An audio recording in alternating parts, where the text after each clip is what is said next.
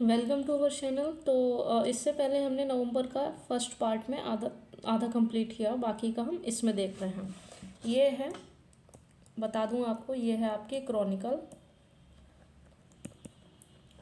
नवंबर की प्रीलिम्स के लिए। आपका कोई भी एग्ज़ाम अच्छा देना है तो आप इसको देख सकते हैं। हम केवल इम्पॉर्टेंट देखेंगे, जिस हिसाब से एग्ज़ाम आता है उस हिसाब से हम करंट को लेके चलेंगे। ये नहीं कि हमको बहुत डिटेल में या वो जिस हिसाब से पूछ सकता है। फ़िलहाल हमारा आरओ का एग्ज़ाम है, उसी के परिप्रेक्ष्य में ज़्यादा फोकस किया गया है। तो इसके लिए हम आगे स्टार्ट करते हैं। हमने यहाँ छोड़ा था कि लास्ट के मैक्सिको में गर्भपात अपराध की श्रेणी से बाहर कर दिया गया है। हमारा अंतर्राष्ट्रीय साइंस एंड टेक देखना था। तो साइंस एंड टेक में देखते हैं जो इम्पोर्टेंट है, जो पूछा जा सकता है।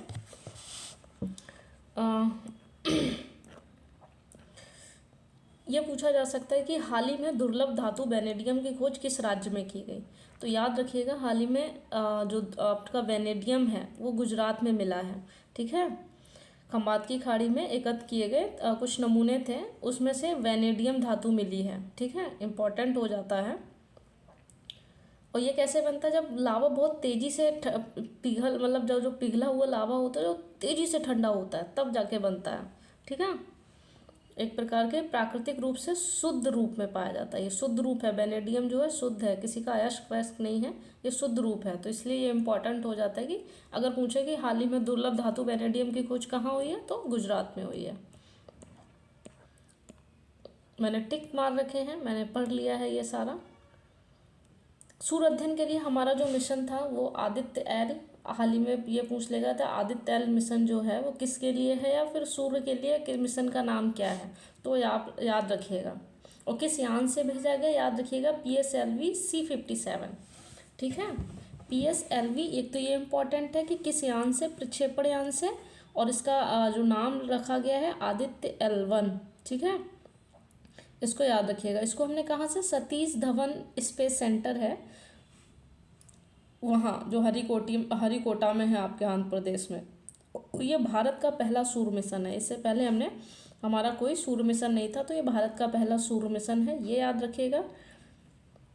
ठीक है, इसमें और ज़्यादा बहुत ज़्यादा नहीं पूछेगा। तो जो हमारे लिए इम्पोर्टेंट है प्रीलिम्स के बेस से, आरओ या किसी भी एग्ज़ाम के लिए, कि क्या है, क्या नाम है, किस प्रक्षेपण यान से, कहाँ से इसको भेजा गया है, ये पहला है, क्या है, तो इस तरीके से हम इसको बता देंगे। ठीक है, और इसमें ऐसा कुछ नहीं है। और ये किसका अध्ययन करेंगे, तो सीधी सी बात है सूर्य का अध्ययन करेंगे, जो मैं आपको बता चुकी हूँ।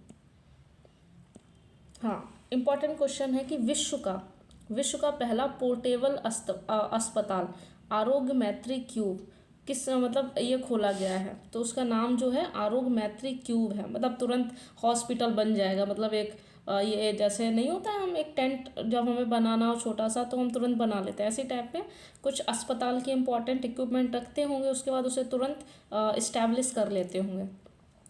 तो भारतीय वैज्ञानिकों ने विश्व का एक ऐसा अनोखा आपदा अस्पताल तैयार किया जो सिर्फ 8 मिनट में सक्रिय हो जाएगा। मतलब उसको बना लेंगे तुरंत। और ये विश्व का पहला आपदा अस्पताल है जिसे एयरलिफ्ट किया जा सकता है, मतलब इधर से उधर ले जाए।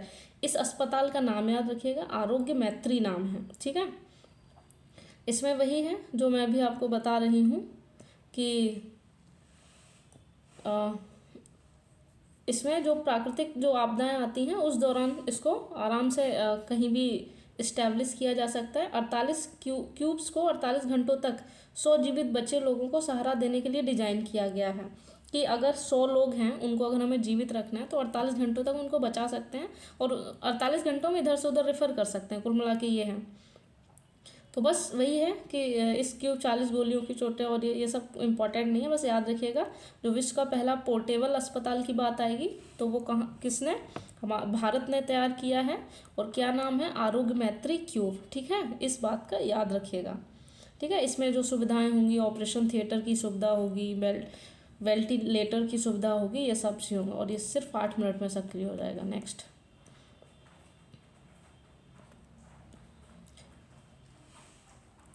पूछा गया है, भारत की पहली ग्रीन हाइड्रोजन ईंधन बस का शुभारंभ किया गया है। तो याद रखना, देश की पहली एक सेकेंड, देश की पहली हाइड्रोजन ईंधन बस कहाँ प्रारंभ की गई? तो नई दिल्ली के इंडिया गेट से, ठीक है, नई दिल्ली में इंडिया गेट से देश की पहली हाइड्रोजन ईंधन बस जो हाइड्रोजन से चलेगी। और हमारा वो भी है कि 2017 तक शुद्ध कार्बन उत्सर्जन तक पहुंचा देना है, 0 तक। तो उसके लिए हाइड्रोजन बसें चलानी पड़ेंगी, हाइड्रोजन ईंधन वाली। तो ये है, इलेक्ट्रिक बसें चल रही हैं। तो इसमें हमारे लिए इम्पॉर्टेंट है कि भारत की पहली ग्रीन हाइड्रोजन ईंधन बस का शुभारंभ कहाँ हुआ? तो इंडिया गेट, दिल्ली, ठीक है, इतना याद रखिएगा।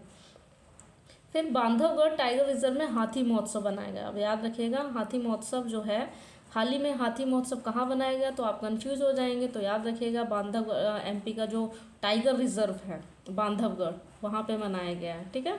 लोग वही, कोई भी महोत्सव बनाया जाता है तो उसको जागरूक करने के लिए लोगों को, तो बस वही है कि ग्रामीणों को हाथियों के बारे में शिक्षित करना और जो जानवर के बारे में गलत धारणा है वो दूर करना, बस वही सीधी सी बात है। तो बस याद रखिएगा, हाथी महोत्सव, हाथियों के वो जो रिजर्व है वो नहीं है, मतलब ऐसा नहीं कि आप लोग कंफ्यूज हो जाएं। तो याद रखिएगा, बांधवगढ़ टाइगर रिजर्व है, ठीक है। नेक्स्ट क्वेश्चन जो हमारा है इम्पोर्टेंट, देश का 55वां बाघ अभ्यारण्य। अब हमारे टोटल 55 हो गए। तो वो याद रखिएगा कि हाल ही में अभी जो आपका पर्यावरण, वन और जलवायु परिवर्तन मंत्रालय है, उसने वीरांगना दुर्गावती बाघ अभ्यारण्य जो एमपी में है, ये एमपी का तो 7वां है और अपने भारत का 55वां है। तो इसको भारत ने बाघ अभ्यारण्य की श्रेणी में रखा है, ठीक है। तो अब टोटल हमारे कितने हो गए? 55 हो गए, याद रखिएगा। अभी 54वां राजस्थान का धौलपुर जो करौली बाघ अभ्यारण्य है, ठीक है, राजस्थान का धौलपुर करौली बाघ अभ्यारण्य, ये आपका 54वां था, ठीक है। तो एमपी में इस समय 6 हैं। तो अभी अगर देखा जाए तो 55वां जो है वो आपका जो है एमपी में ही बनाया गया है, जो कि आपका 55वां हो गया है। और 54वां है वो राजस्थान का धौलपुर वाला है, ठीक है। इस बात को याद रखिएगा, और इसमें ऐसा कोई विशेष और कुछ नहीं है। नेक्स्ट क्वेश्चन जो इम्पोर्टेंट हो सकता है,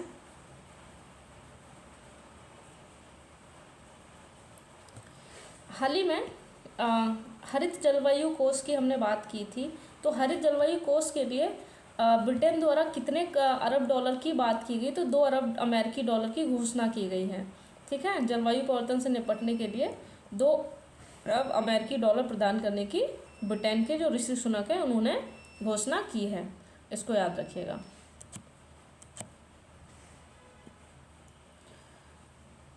नेक्स्ट क्वेश्चन जो इम्पोर्टेंट हो सकता है, देश की पहली सोलर सिटी, बस ऐसे ही पूछा जाएगा कि देश की पहली सोलर सिटी कहाँ स्थित है या कहाँ इसको लॉन्च किया गया? तो सांची, सांची मतलब एमपी का जो है सांची, वहाँ पे देश की पहली सोलर सिटी इसको घोषित किया गया है। सोलर सिटी का मतलब है कार्बन उत्सर्जन कम होगा, सारी चीज़ें सौर ऊर्जा से चलाने की बात की। तो पूरी सौर सिटी जो है वो सांची, याद रखिएगा, एमपी। नेक्स्ट क्वेश्चन हमारा है,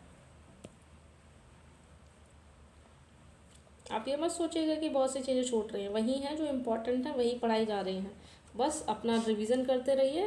इस 1 महीने का करंट अफेयर का जो क्रॉनिकल का जो बनता है, मुश्किल से 2-3 पेज में बन जाता है, बस रिवीजन कीजिए। वो बाई चांस अगर कुछ छूट जाता है वो 6 मंथ से कवर हो जाएगा।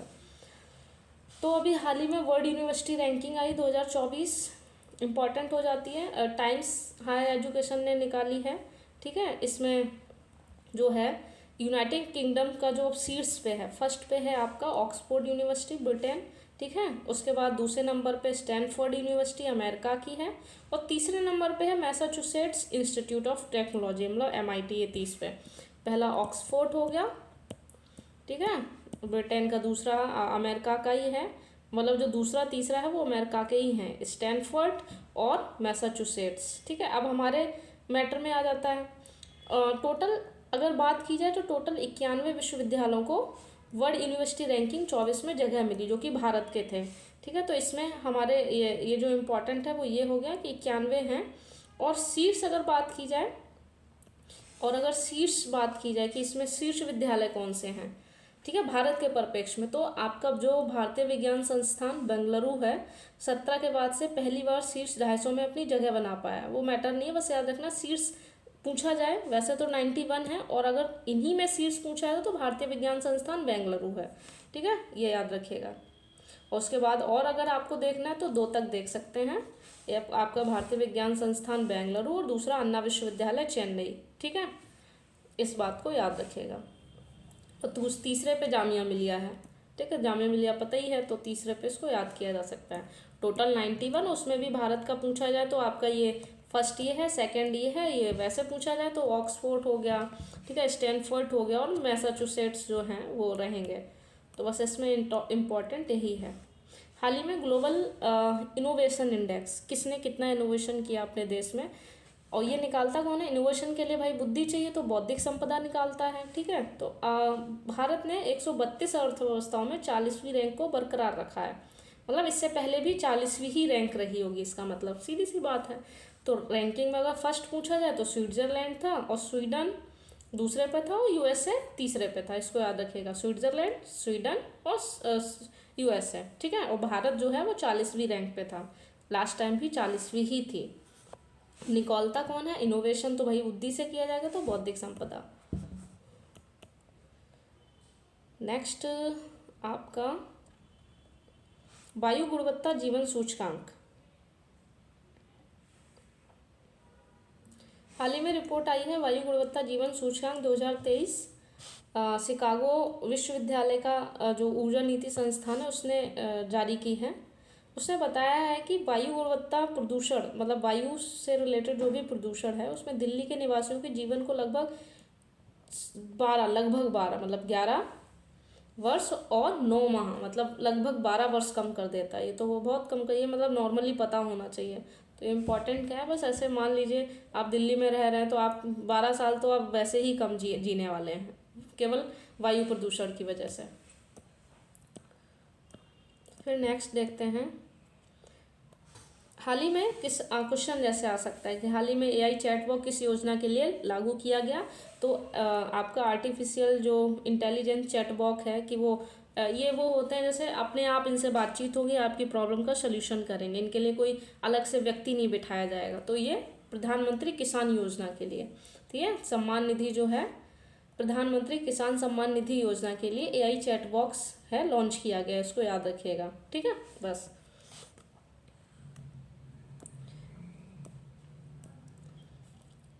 भारत का पहला यूपीआई एटीएम का शुभारंभ। यूपीआई एटीएम क्या होंगे इसको देख लेते हैं। तो भारत की जापान की कंपनी है हिटाची पेमेंट सर्विस ने नेशनल पेमेंट, मतलब हमारा जो एनपीसीआई है, national payment corporation of India के साथ मिलकर देश का पहला वाइट लेवल मतलब यूपीआई एटीएम लॉन्च किया है। ऐसा एटीएम होगा जो केवल यूपीआई से चलेगा। उसमें हमारा जैसे नॉर्मली क्या होता है एटीएम होता है, तो इसमें देखिए दिया गया होगा ये एटीएम यूजर्स को मल्टीपल अकाउंट से यूपीआई पेमेंट के माध्यम से सुविधा देगा। जो एटीएम होता है एक ही अकाउंट का होता है, जो यूपीआई से होंगे तो यूपीआई आपका जितना भी होगा, एक यूपीआई आपका ये होगा, इससे जितने भी अकाउंट जुड़े होंगे ये सबको वो करेगा, वो डिफ़ॉल्ट का रहेगा सेटिंग, वो अलग मुद्दा है। इसमें क्या होगा, ग्राहक बिना डेबिट या क्रेडिट कार्ड के बिना यूपीआई के जरिए कैश निकाल सकता है। हमने यूपीआई अभी तो हम यूपीआई मोबाइल से अपना ऑनलाइन करते हैं, ये यूपीआई कार्ड रहेगा और इससे जितने भी आपके अकाउंट होंगे वो लिंक होंगे, तो आपको जिससे पैसा निकालना उससे निकाल लेंगे। वो ऑप्शन कहिए एक से निकालना तो इससे टिक करके इससे निकलेगा। तो यूपीआई टाइप का एक एटीएम होगा। तो ये भारत का पहला यूपीआई एटीएम जापान के साथ मिलकर, हिटाची के साथ मिलकर हमने किया है, और ये देश का पहला white level UPI ATM card होगा, इसको याद रखिएगा। अच्छा क्वेश्चन है, क्वेश्चन भी है अच्छा, और आगे बढ़ने के लिए भी ज़रूरी है। नेक्स्ट क्वेश्चन हमारे लिए है कि हाल ही में किसे रेलवे बोर्ड के अध्यक्ष और मुख्य कार्यकारी अधिकारी के रूप में नियुक्त किया गया। तो जया वर्मा जो हैं उनको, जया वर्मा सिन्हा को नियुक्त किया गया है रेलवे बोर्ड का अध्यक्ष और सीओ के रूप में, ठीक है। और ये रेलवे बोर्ड की स्थापना के बाद जया इस पद को संभालने वाली पहली महिला बन गई, तो इसलिए और ये इम्पोर्टेंट हो जाता है। 1905 में रेलवे बना था रेलवे बोर्ड, तो उसके बाद से अगर कोई पहली महिला हुई है तो ये जया वर्मा हुई हैं। और उन्होंने किसकी जगह ली है, लाहोटी की, अनिल कुमार लाहोटी की। तो ये याद रखिएगा, इम्पॉर्टेंट क्वेश्चन है। नॉर्मली बस ऐसे ही याद रखिए। सत्यजीत रे फिल्म एंड टेलीविजन संस्थान के अध्यक्ष सुरेश गोपी, ठीक है। सत्यजीत रे फिल्म एंड टेलीविजन संस्थान के अध्यक्ष कौन है, सुरेश गोपी, बस इतना याद करना है इसमें। पुरस्कार और सम्मान हमारे लिए इम्पोर्टेंट हैं। रेमन मैग्सेसे 2023, जो कि है फिलीपींस में स्थित है, जो फाउंडेशन रेमन मैग्सेसे वो देता है। तो इस बार जो है transforming Asia inspire the world, इस बार जो है कि ट्रांसफॉर्मिंग एशिया ने किस तरीके से ट्रांसफॉर्मिंग किया है जिसकी वजह से वर्ल्ड इंस्पायर हुआ है, इस तरीके की इसकी थीम थी। तो इस बार जो जिसको मिला है तो हमारे यहाँ के जो हैं असम के कछार cancer hospital and research centre के निदेशक थे डॉक्टर और वी कन्नन को 2023 का प्रतिष्ठित ये इम्पॉर्टेंट क्वेश्चन है, याद करिएगा, ठीक है। कन्नन को मिला है, ठीक है, रवि कन्नन को मिला है 2023 का रेमन मैग्सेसे। ये सीधी साधी उन लोगों को दिया जाता है जिन्होंने बिना अपनी पृष्ठभूमि की परवाह किए लोगों की सेवा में ये सब किया। भारत को टोटल 59 मिल चुके हैं, ये इम्पॉर्टेंट है, भारत को टोटल 59 मिल चुके हैं। और उसके बाद फिलीपींस जो जहाँ है वहाँ मिले हैं, तो 4 ये दिए गए हैं, 4 लोगों को मिला है। तो भारत के जो मिला है वो याद रखिएगा, हमें बाकी से मतलब नहीं है। भारत के रवि कन्नन को मिला है hero for holistic health care, मतलब उन्होंने हेल्थ में इतना काम किया है, इस वजह से उनको मिला है। बाकी फेरर याद रखिएगा, फेरर, लेमोस और रक्षद, ठीक है, मिलाने के लिए आ जाए तो फेरर फिलीपींस के हैं, फासे फेरर फिलीपींस, लेमोस का लेस्ते और रक्षद का बांग्लादेश, ऐसे याद रखिएगा बस, ठीक है। मतलब यही पूछे इनमें से किसको नहीं मिला, तो 4 कन्नन आपने तो याद ही रखना, ये अच्छी एक नॉलेज है इसलिए भी याद रखना। बाकी फेरर, लेमोस और रक्षद, ठीक है। नेक्स्ट क्वेश्चन, हाल ही में दादा साहब फाल्के पुरस्कार किसको दिया गया है? तो दादा साहब फाल्के पुरस्कार जो है आपका अभिनेत्री वहीदा रहमान, उनको मिला है, ठीक है। 2021 के लिए मिला है वहीदा रहमान को दादा साहब फाल्के पुरस्कार, और ये 53वां है, ठीक है। और ये बात जो 69वां राष्ट्रीय फिल्म महोत्सव समारोह के दौरान इनको दिया गया है। सिनेमा जगत का सबसे बड़ा सर्वोच्च सम्मान है, सीधी सी बात है, आपको पता ही है, ठीक है। तो इस बात को याद रखिएगा, 53 नंबर का था और 21 के लिए मिला है इनको, ये अक्सर कंफ्यूज कर देते हैं। नॉर्मल बोरलाग फील्ड अवार्ड 2023 किसको मिला, ये हमारे लिए इम्पोर्टेंट है। स्वाति नायक जो हैं कृषि एवं खाद्य उत्पादन के क्षेत्र में उन्होंने इतना अच्छा काम किया, इसलिए इनको नॉर्मल बोरलॉग फील्ड अवार्ड 2023 के लिए चुना गया है, ठीक है। बस इतना याद रखना, ये नॉर्मल बोरलॉग की स्मृति में दिया जाता है, बस, ठीक है। स्वाति नायक।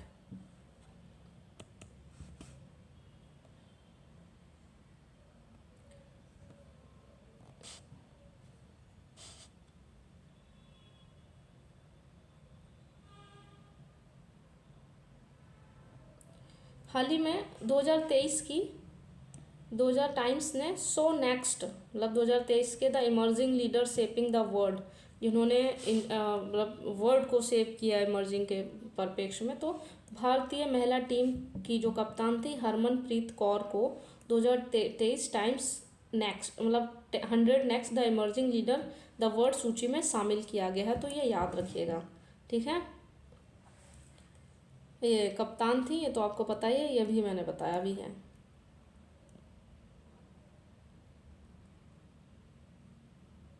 उसके बाद जो इसमें इम्पोर्टेंट है, इतने दिवसों में हमारे लिए जो इम्पोर्टेंट है, विश्व ओजोन दिवस जो इस बार मनाया गया है वो 16 सबको पता है, लेकिन इसकी थीम याद रखिएगा, मॉन्ट्रियल प्रोटोकॉल, ओजोन परत को ठीक करना और जलवायु परिवर्तन को कम करना।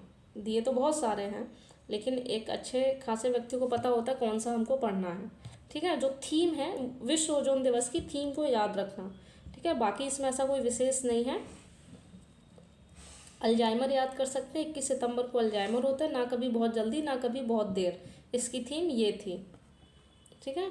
अंतर्राष्ट्रीय शांति दिवस 21 सितंबर को ही होता है, शांति के लिए हमने कार्रवाई की है, वैश्विक लक्ष्यों के लिए हमारी महत्वाकांक्षा, बस, इससे ज़्यादा इसमें कुछ नहीं है।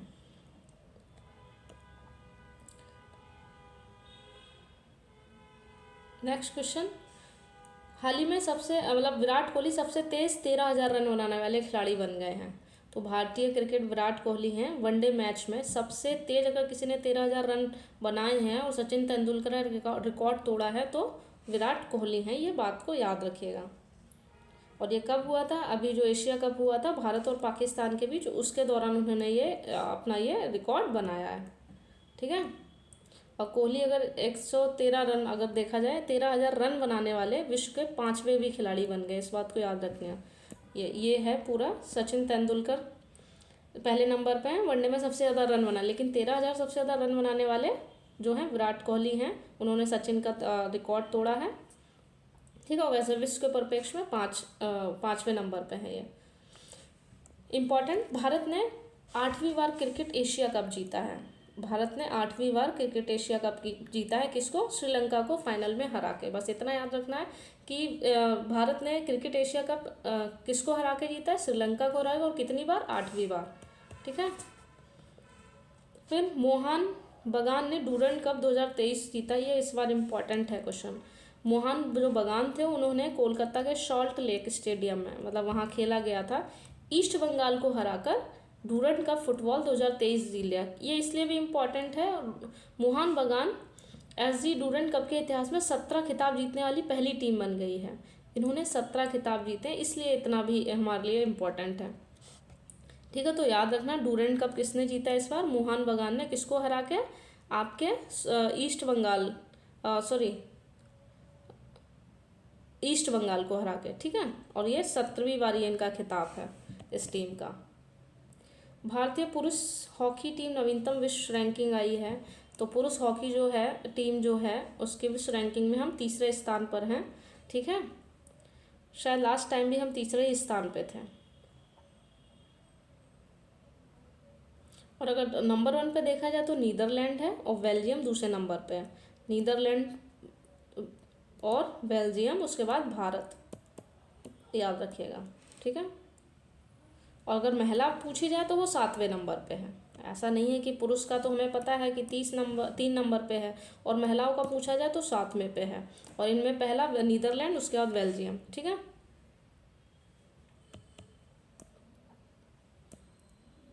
वन लाइनर जो क्वेश्चन इसमें इम्पॉर्टेंट है वो देख लेते हैं।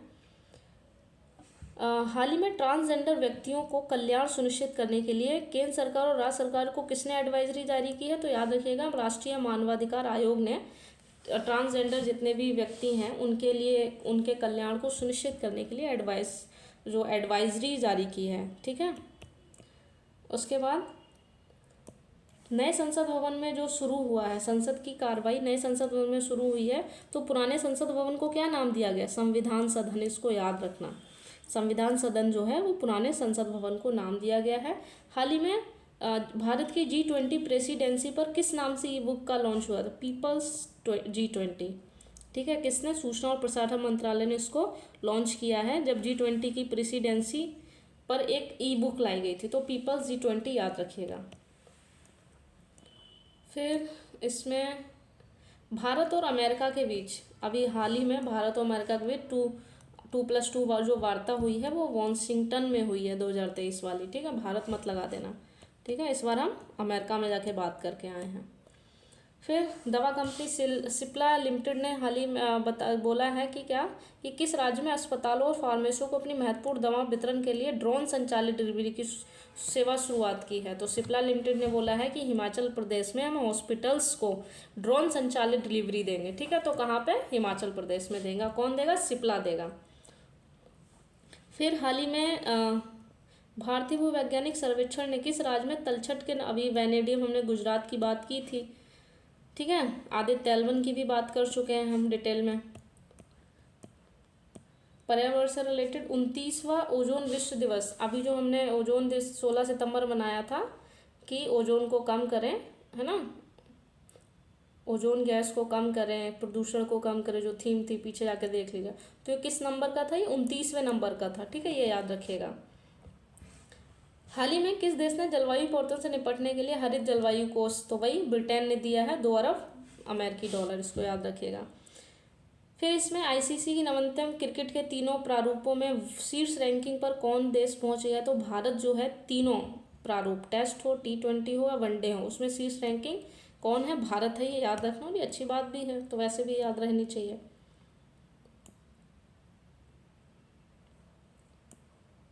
उसके बाद एक क्वेश्चन ये है कि जर्मनी ने किस देश को हराकर पहली बार बास्केटबॉल विश्व कप जीता है? सर्बिया।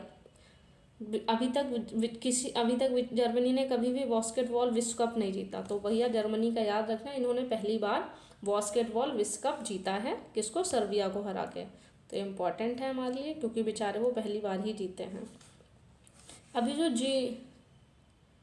अभी GOP6 मतलब आपका जलवायु परिवर्तन कहाँ गया ये? एक सेकंड रुकिए।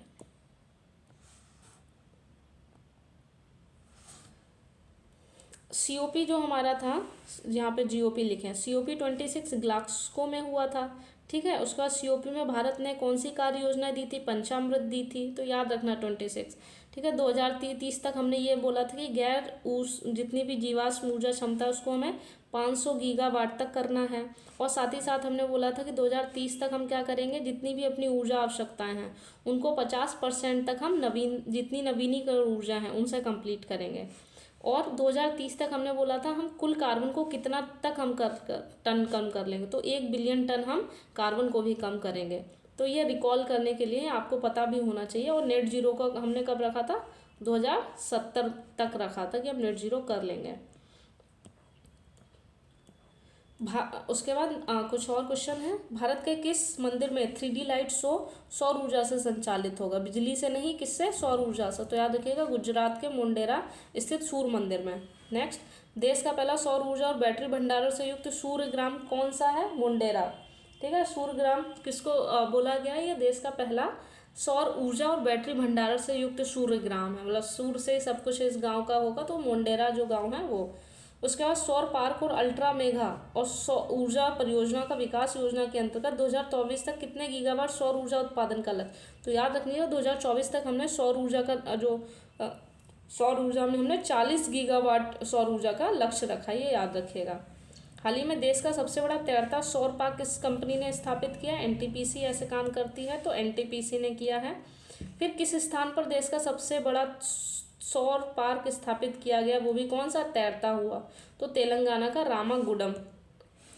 रामागुंडस जो तेलंगाना का है वहाँ पर तैरता हुआ सौर पार्क स्थापित किया गया है, वो भी देश का सबसे बड़ा। देश का सबसे बड़े उसकी क्षमता कितनी है, मतलब इसी की क्षमता अगर आपसे पूछी जाए तो कितनी है? 100 मेगावाट, ठीक है। 100 मेगावाट इसकी क्षमता है, याद रखिएगा। रामागुंडस की, तेलंगाना, जो सबसे बड़ा सौर ऊर्जा तैरता पार्क है, और इसे किसने? NTPC ने किया है। फिर भारत का कौन सा स्टेशन पहला पूर्णतः सौर ऊर्जा द्वारा संचालित है? ठीक है, तो वो है गुवाहाटी ही सौर ऊर्जा द्वारा संचालित स्टेशन है पूरी तरीके से, ठीक है। तो गुवाहाटी हो गया। नेक्स्ट है आपका हाइड्रोजन मिशन के तहत 2023-30 तक हम कितने मिलियन मीट्रिक टन प्रतिवर्ष हरित हाइड्रोजन उत्पादन का हमने लक्ष्य रखा है कि हर 2030 तक हमने रखा है कि हर वर्ष हम 5 मिलियन टन हरित हाइड्रोजन का उत्पादन करेंगे। इंपॉर्टेंट क्वेश्चन है, तो इनको याद रखिएगा। फिर इधर कुछ छूट गए हैं। विश्व भर में कुल पेटेंट कुछ हैं। विश्व भर में कुल पेटेंट आवेदन में आधे से अधिक संख्या चीन की है, याद रखिएगा। जितने भी पेटेंट होते हैं उसमें चीन सबसे ज़्यादा है, पहले नंबर पे चीन, उसके बाद दूसरे नंबर पे है अमेरिका, और भारत का स्थान 6वां है, ये याद रखिएगा। जितने भी पेटेंट होते हैं चीन पहले पे, दूसरा अमेरिका है और 6वां भारत है।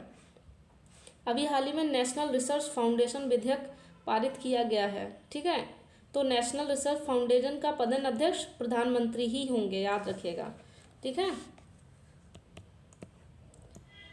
पेटेंट जांच का समय ये सारे अभी ये सब विधेयक आए होंगे, तो पेटेंट जांच का समय जो 7 साल था उसको घटाकर अब 18 महीना कर दिया गया है, याद रखिएगा। और ट्रेडमार्क के जो आवेदन किए जाते थे उसका जांच का समय 13 महीने से घटाकर 1 महीने के अंदर अब आपको जांच करनी पड़ेगी। पेटेंट का जांच का समय 7 साल होता था कि पेटेंट की जांच की जाएगी, लेकिन अब उसको 18 महीना कर दिया है, और ट्रेडमार्क का 1 महीना कर दिया, याद रखिएगा, ठीक है। ट्रिम्स क्या है? विश्व व्यापार संगठन के तहत एक अंतर्राष्ट्रीय कानूनी समझौता है। ट्रिम्स ये दिया गया है। ट्रिप्स बौद्धिक संपदा कानूनों के व्यापार से संबंधित, ठीक है। उसके बाद पूर्ण रूप से स्वदेशी रूप से निर्मित हाइड्रोजन ईंधन संचालित बस का अनावरण कहाँ गया है? पुणे में। स्वदेशी रूप से, और जो दिल्ली में हमने चलाई है वो स्वदेशी नहीं है। अगर स्वदेशी पूछेगा बस तो वो आपकी पुणे है, महाराष्ट्र। जय जवान जय किसान जय विज्ञान और जय अनुसंधान का नारा मोदी द्वारा दिया गया, तो इसमें जय अनुसंधान की जगह कुछ और बढ़ा देंगे। तो याद रखना, जय जवान जय किसान के बाद जय विज्ञान और अनुसंधान दो मोदी जी ने जोड़े हैं। उसके बाद F5 का मतलब क्या है? Form to fibre, fibre to fabric, फिर फैब्रिक टू फैशन और फैशन टू फॉरेन। ठीक है, याद रखिएगा कि फार्म से फाइबर, फाइबर से फैब्रिक होगी, फैब्रिक से फैशन बनेगा, और फैशन कहाँ जाएगा? फॉरेन तक जाएगा।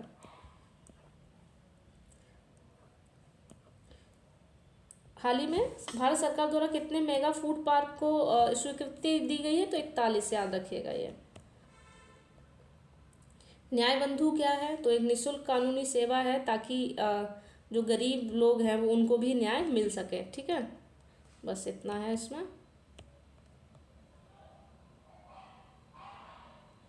मिशन कर्मयोगी के तहत अभी तक कितने लाख कर्मचारियों को शामिल करने का लक्ष्य रखा है? 20 से 25 तक, मतलब 5 साल के लिए 46 लाख केंद्रीय कर्मचारियों का लक्ष्य रखा है, ताकि उनकी कार्य क्षमता को बढ़ाया जा सके, उन्हें स्मार्ट बनाया जा सके, स्मार्ट तरीके से ताकि वर्क करें वो।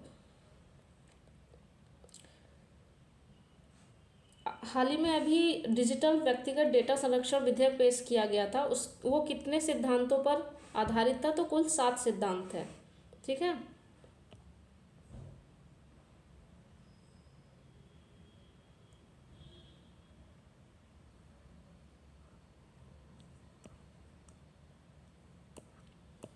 उसके बाद जो इम्पोर्टेंट हैं मैंने केवल वही लिए हैं। V7 को हम विटामिन H भी कहते हैं, जिसको ना पता हो वो साइंस के अपना जो नोट्स हो उसमें लिख लेना। विटामिन H का दूसरा नाम B7 है। विटामिन बी के टोटल 8 प्रकार होते हैं जो बी कॉम्प्लेक्स होते हैं। तो ये पूछ ले विटामिन में कुल कितने विटामिन होते हैं बी में? तो बी में 8 विटामिन होते हैं।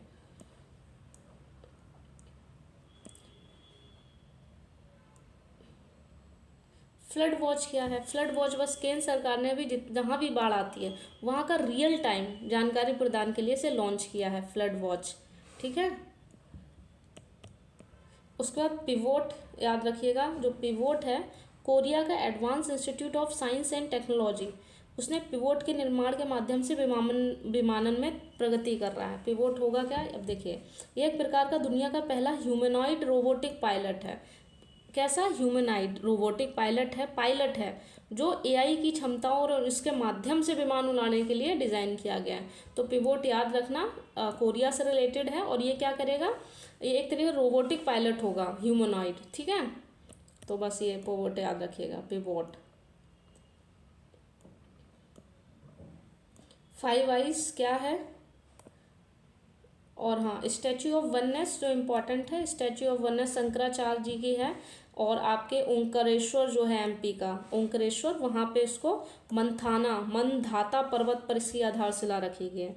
कहाँ है? एमपी में है, शंकराचार्य जी से रिलेटेड है, और पर्वत कौन सा? मंधाता पर्वत। ठीक है, अब ये है कि आदि शंकराचार्य की है, और ये कितने फीट ऊंची है? 108 फीट ऊंची मूर्ति है, जिसका नाम हमने स्टैच्यू ऑफ वननेस रखा है, एकात्मकता की मूर्ति। ठीक है, और 2026 तक ये पूरा कंप्लीट हो जाएगा। ठीक है, बस यही सब है इसमें, और इतना कोई नहीं है। ये जो शंकराचार्य थे अद्वैतवाद से रिलेटेड थे। ठीक है, अद्वैतवाद लोग इनका जो सिद्धांत था वो ये था। 5 आई क्या है? 5 आई हाल ही में भारत और कनाडा के बीच में खालिस्तानी विवाद के कारण शब्द चर्चा में आया है। अभी कनाडा में जो खालिस्तान का जो बहुत खालिस्तान का एक तरीके से नेता जो था वहाँ पे मार दिया गया कनाडा में, तो वहाँ के लोग भारत पर शक कर रहे हैं। तो वही 5 आई की बात उठी है। तो एक प्रकार की खुफिया अलायंस है जिसमें यूएसए है, यूके है, ऑस्ट्रेलिया है, न्यूजीलैंड और कनाडा है। ये खुफिया एजेंसी का एक गठबंधन है। ये द्वितीय विश्व दौरान के इसकी शुरुआत हुई थी। तो अब ऐसा सोच ये लोग 5 आई के माध्यम से इसकी जांच कराने की बात कर रहे हैं। ठीक है, बस इसमें इसलिए हमारे लिए इम्पोर्टेंट हो गया। वो जो नेता था वो हरदीप सिंह निज्जर था। ठीक है, तो कनाडा सरकार ने जांच के दौरान 5 आई की मदद ली है। मिथुन क्या है? मिथुन जो है हाल ही में भारतीय खाद्य संस्था और मानक प्राधिकरण द्वारा खाद्य पशु के रूप में मान्यता प्रदान की गई है। ठीक है, इसको बोस फ्रंटियर के नाम से जाना जाता है। एक तरीके से इसको जो आप देख लीजिएगा मिथुन, आपका ये याक जैसा कुछ लगता है, तो याद रखिएगा मिथुन को खाद्य पशु के रूप में फसाई ने मान्यता दी है।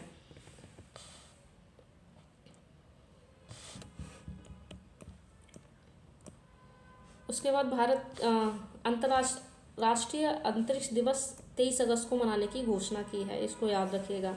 ठीक है, भारत का पहला 3D प्रिंटेड ऑफिस बेंगलुरु में है, इसको याद रखिएगा।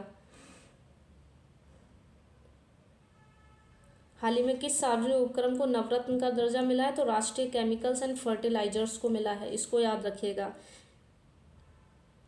23 में किस देश ने सफ़ेद बासमती चावल के निर्यात पर अब हम उसको निर्यात नहीं करेंगे? तो भारत कौन सा सफ़ेद गैर बासमती जो सफ़ेद चावल है उसका निर्यात नहीं करेगा। मानव संपदा पोर्टल लॉन्च करने वाला पहला राज्य कौन है? यूपी है। भारत का पहला वैदिक थीम पार्क कहाँ है? नोएडा में है। इंद्रजाल क्या है? भारत का पहला AI powered anti drone system.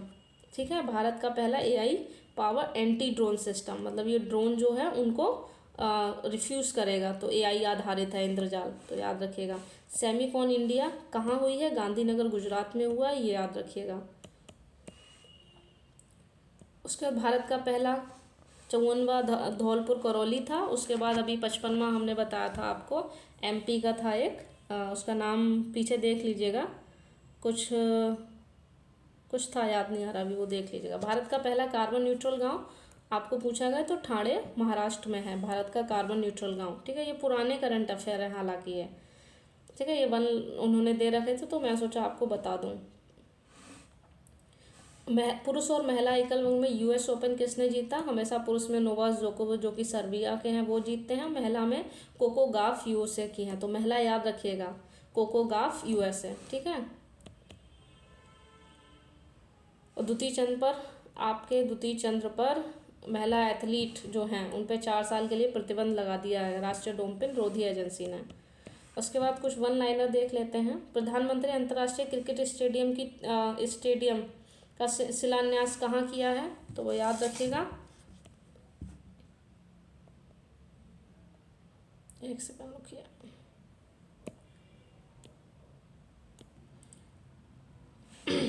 तो हाँ, कहाँ थे? तीसरा क्वेश्चन था कि मोदी जी ने अंतर्राष्ट्रीय क्रिकेट स्टेडियम का शिलान्यास कहाँ रखा है? तो आपके स्टेडियम का शिलान्यास वाराणसी में रखा है। ठीक है, याद रखिएगा। फिर नेक्स्ट जो हमारे लिए इम्पोर्टेंट है, हाल ही में केंद्र सरकार ने अडॉप्ट ए स्कूल योजना, अच्छी योजना है कि स्कूल को अडॉप्ट करेंगे उसके बाद उसका विकास करेंगे, तो ये किसने लॉन्च की है? आपकी ये महाराष्ट्र ने लॉन्च की है। ठीक है, महाराष्ट्र ने इसको लॉन्च किया है, याद रखिएगा। नेक्स्ट, केंद्र सरकार ने विश्वकर्मा योजना के तहत कितने कारीगरों को मतलब जो ऋण पर कितने प्रतिशत तक की सब्सिडी देंगे? तो याद रखिएगा 8% तक की, जो विश्वकर्मा योजना के तहत जो कारीगर हैं उनको 8% तक की सब्सिडी दी जाएगी, याद रखिएगा। G20 की अध्यक्षता आपको पता ही होगी। ठीक है, हमने ब्राज़ील को दी है। नेक्स्ट,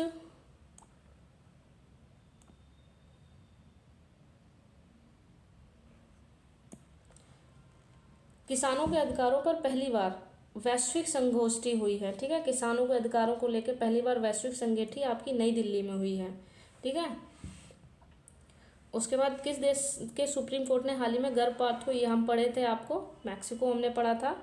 ठीक है, याद है होगा। उसके बाद हाल ही में लॉन्च किए गए प्रोजेक्ट 7A के तहत 7वां और आखिरी जो फ्रिगेट का नाम क्या है? तो हमारा उसका नाम है महेंद्रगिरी। ठीक है, महेंद्रगिरी है, और विंध्यागिरी आपका 6 नंबर का है शायद, हाँ 6 ही नंबर का है, तो इसको याद रखिएगा।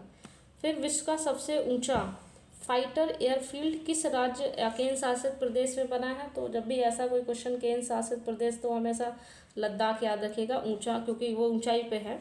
तो एयरफील्ड सबसे ऊंचा फाइटर एयरफील्ड तो कहाँ पे? लद्दाख में। फिर पूछा गया है वनडे इंटरनेशनल क्रिकेट में सबसे तेज 150 विकेट लेने वाले स्पिनर कौन बन गए हैं? तो आपको पता होंगे कुलदीप यादव। जितने भी क्रिकेटर वाले जो हैं दीवाने उनको पता ही होगा। तो कुलदीप यादव जो स्पिनर हैं उन्होंने सबसे ज़्यादा 150 विकेट तेजी से लिए हैं। फिर हाल ही में कौन से किसने अपने संविधान में मूल निवासियों को मान्यता देने के लिए एक ऐतिहासिक राष्ट्रीय जनमत संग्रह आयोजित करने का फैसला लिया? इंपॉर्टेंट क्वेश्चन है, तो याद रखिएगा। ऑस्ट्रेलिया ने बोला है कि हम जनमत संग्रह कराएंगे और अपने मूल निवासियों को मान्यता देंगे। ठीक है। भारत के पहले प्रमुख जो महिला हैं वो आपको जया वर्मा सिन्हा बताई थी। ठीक है। भारत का पहला लाइफ लाइट महोत्सव किस राज्य द्वारा? लाइट हाउस महोत्सव। तो भारत का पहला लाइट हाउस महोत्सव किस राज्य या केंद्र शासित प्रदेश द्वारा किया गया है? तो गोवा। ठीक है, याद रखिएगा। हाल ही में भारत ने किस देश के साथ पहला इन्वेस्टमेंट फोरम 2023? तो ये इम्पोर्टेंट है। हमने पहली जो सऊदी अरब के साथ हमने पहली अपनी इन्वेस्टमेंट फोरम 2023 लॉन्च की है। सोलर सिटी सांची पता था, बताया था आपको। विश्व जो बौद्धिक संपदा है उसमें हाल ही में ग्लोबल इनोवेशन इंडिया इंडेक्स में भारत का स्थान किस नंबर पे है? तो ग्लोबल इनोवेशन 2023 में भारत ने कौन सा स्थान प्राप्त किया है? ठीक है, तो आपका जो स्थान है वो आपका 132वां है, याद रखिएगा इसको, 2023 का है। गांधी वाटिका के साथ महात्मा गांधी की 12 फीट ऊंची प्रतिमा का अनावरण कहाँ किया गया है? तो इस बात को भी याद रखिएगा, नई दिल्ली में किया गया। गांधी वाटिका ही पूछ ले कि गांधी वाटिका जो है वो कहाँ अनावरण की गई, कितनी फीट है? तो 12 फीट है, नई दिल्ली। भारत ड्रोन शक्ति 2023 कहाँ हुआ है? तो याद रखिएगा, गाजियाबाद।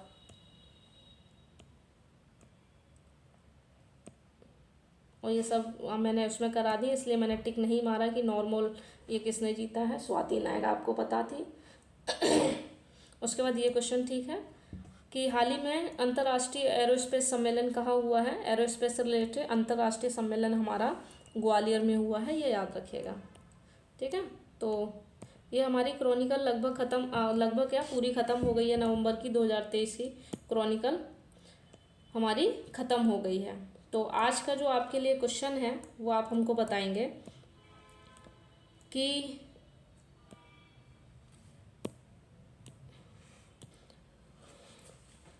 तो आज का हमारा जो क्वेश्चन रहेगा वो रहेगा कि आप लोग हमें कमेंट्स करके बताएंगे जो पुराना संसद भवन है उसका नाम क्या किया गया है। ठीक है, तो ये कमेंट्स में मुझे बताइएगा। बाकी थैंक यू वीडियो देखने के लिए। अच्छा लगे तो लाइक कीजिए, सब्सक्राइब कीजिए। Thank you so much.